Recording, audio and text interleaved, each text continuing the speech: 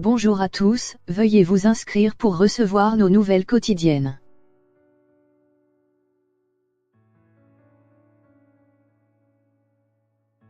Le Parlement britannique tente de ravir à Theresa May le contrôle du Brexit. L'amendement, voté par les députés, va leur permettre d'organiser mercredi une série de votes indicatifs sur des formules de Brexit alternatives.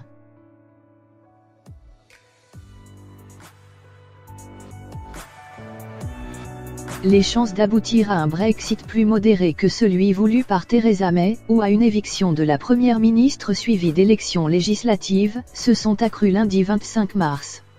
Au soir, les députés ont, en effet, voté un amendement permettant au Parlement de ravir à la Première ministre le contrôle du processus de sortie de l'Union européenne, UE, dans l'impasse.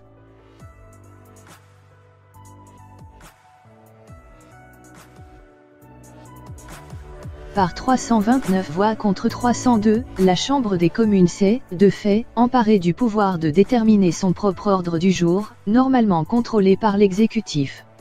Cette prise en main par les députés est destinée à organiser, mercredi 27 mars, une série de votes indicatifs sur des formules de Brexit alternatives à l'accord conclu par Madame May avec l'UE en novembre, mais rejeté par 2 fois par le Parlement. Avant cette nouvelle manifestation de défiance des élus.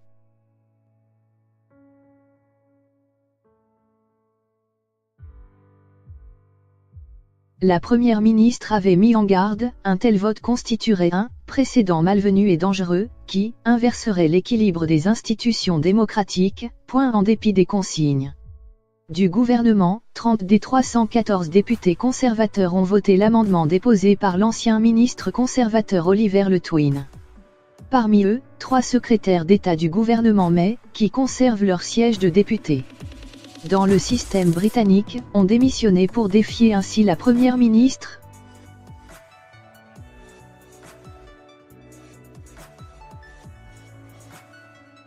Celle-ci a d'ailleurs refusé de s'engager à mettre en œuvre le résultat des votes des députés, arguant qu'il pourrait contenir des dispositions inacceptables pour le Parti conservateur ou pour l'Union européenne. Alors que l'accord négocié par Madame May avec les 27 prévoit à terme la sortie du marché unique et de l'Union douanière européenne, les députés devraient mettre aux voix mercredi, à la fois des options plus radicales: simple accord de libre-échange,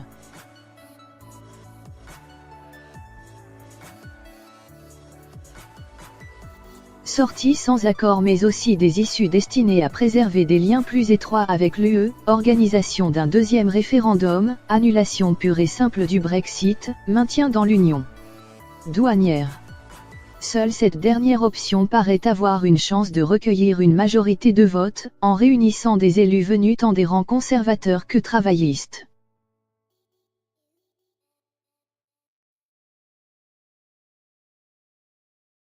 Mais les votes indicatifs pourraient aussi échouer à dégager la moindre majorité ou approuver une solution rejetée par le gouvernement. Theresa May a fait savoir lundi qu'il n'était pas question d'approuver une formule contrariant le programme du Parti conservateur, notamment un maintien dans l'union douanière qui empêcherait Londres de signer en solo, comme promis aux électeurs, des accords commerciaux avec le reste du monde.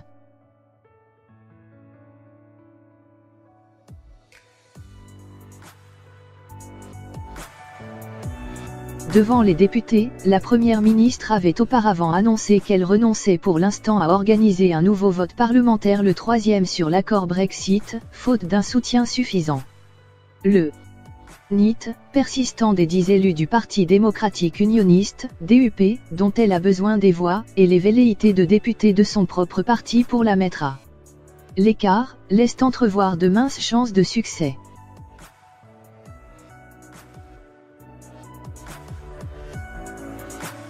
Mais la Première ministre n'a pas renoncé, tout en affirmant son intention de considérer, de façon constructive, les votes indicatifs. Elle a affiché son scepticisme. Elle, qui n'a eu de cesse d'entraver de telles initiatives dépassant les frontières partisanes qui risquent de faire imploser les Tories, n'a pas caché son souhait de voir échouer la tentative d'émancipation des députés. Après un fiasco de l'initiative parlementaire, elle pourrait lancer une troisième tentative afin de faire adopter son « deal » dès la fin de cette semaine. Le temps presse car l'UE a fixé au 12 avril la nouvelle date butoir du Brexit.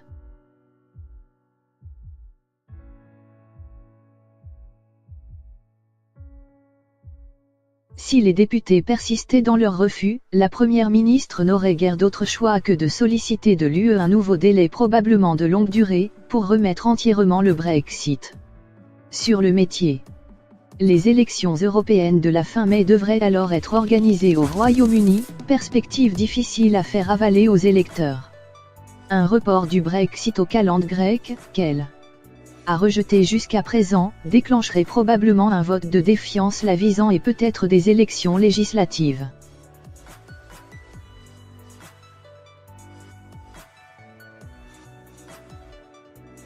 Aux grandes dames des ultras du Brexit qu'elle a longtemps choyé, Madame May a en effet affirmé une sortie sans accord l'issue qu'il souhaite n'aurait pas lieu sans accord des communes. Or une large majorité des députés a écarté à 2 reprises cette hypothèse. Restent 2 issues, un vote au forcing de l'accord, ou un report long du Brexit.